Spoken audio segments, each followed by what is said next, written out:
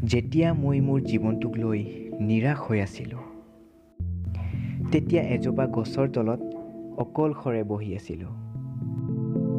কি কৰিম, ক'ত যাম, কি কৰিলে ভাল হ'ব, ক'ত গ'লে জীৱনটোত ছাকচেছ হ'ব পাৰিম, এইবোৰ কথা ভাবি আছিলোঁ।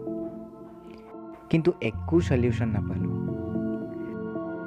তেতিয়া মই ঘৰলৈ উভতি আহিলোঁ আৰু সকলো সলিউশ্যন নিজৰ ৰুমৰ ভিতৰতে পাই গ'লোঁ।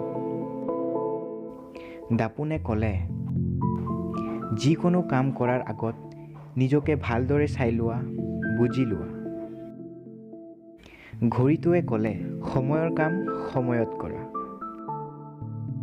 চিলিঙে ক'লে, সদায় উচ্চ চিন্তা কৰা। ফেনে ক'লে, সদায় ঠাণ্ডা হৈ থকা, উগ্ৰ মনোভাৱ এৰি দিয়া।